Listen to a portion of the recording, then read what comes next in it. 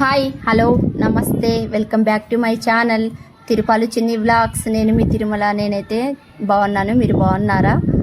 ఈరోజు మీరు ముందుగా నా ఛానల్ని చూస్తున్నట్టయితే సబ్స్క్రైబ్ చేయటం మర్చిపోకండి. అలాగే బెల్ ఐకాన్ని నొక్కండి.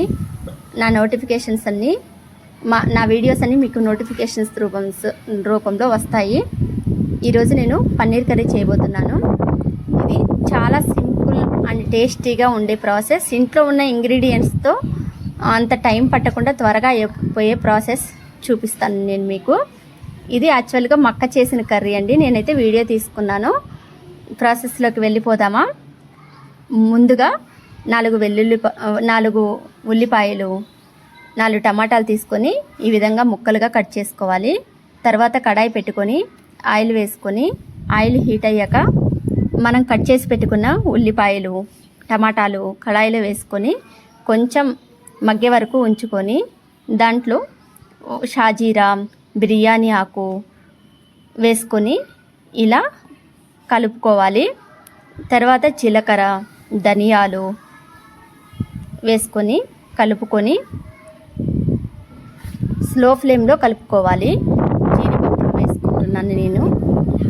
అలాగే నువ్వులు, ఇది మీకు నచ్చితే వేసుకోండి. నువ్వులు నచ్చకపోతే స్కిప్ చేసేసేయండి.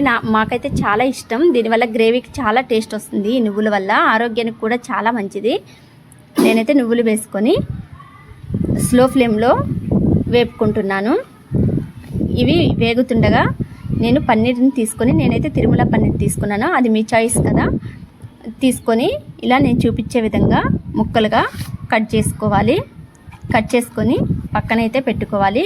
మనం కడాయిలో వేపుకున్న ఈ మిశ్రమాన్ని మిక్సీ జార్లో వేసుకొని కొంచెం ఆరే వరకు పక్కనైతే ఉంచుకోవాలి. ఈలోగా మనం అదే కడాయిలో నూనె ఉంది కదా, ఆ నూనెలో పన్నీర్ ముక్కలు వేసుకొని స్లో ఫ్లేమ్లో మనం వేపుకోవాలి. ఈలోగా ఈ మిశ్రమాన్ని నేనైతే మిక్సీకి అయితే పట్టుకొని పక్కన పెట్టుకున్నానండి. చాలా మెత్తగా గ్రైండ్ చేసుకోవాలి. చూడండి, పన్నీర్ ముక్కలు అయితే వేగుతున్నాయి.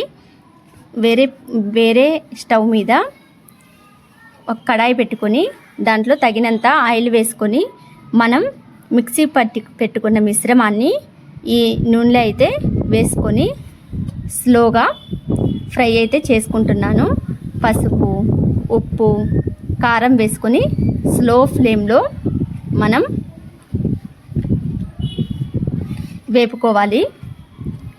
తిప్పుతూ కలుపుకోవాలి, లేకపోతే అడిగంటిపోతుంది. ఇది చాలా టేస్టీగా ఉంటుంది. ట్రై చేయకపోతే ట్రై చేయండి మీరు.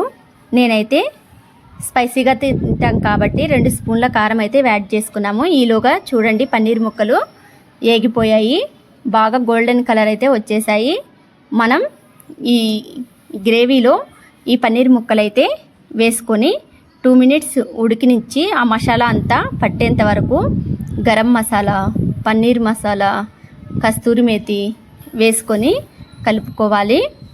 చూడండి ఎంత కలర్ఫుల్గా ఉంటుందో, అంతే టేస్టీగా ఉంటుంది. ఇది రోటీలోకి చాలా బాగుంటుంది. నేను లాస్ట్లో ధనియా పౌడర్ యాడ్ చేసుకున్నాను. అలాగే ఈ వీడియో నచ్చితే లైక్ చేయండి, షేర్ చేయండి, కామెంట్ చేయండి, సబ్స్క్రైబ్ చేయటం మర్చిపోకండి. మరిన్ని వీడియోలు కోసం కామెంట్ చేయండి. బాయ్.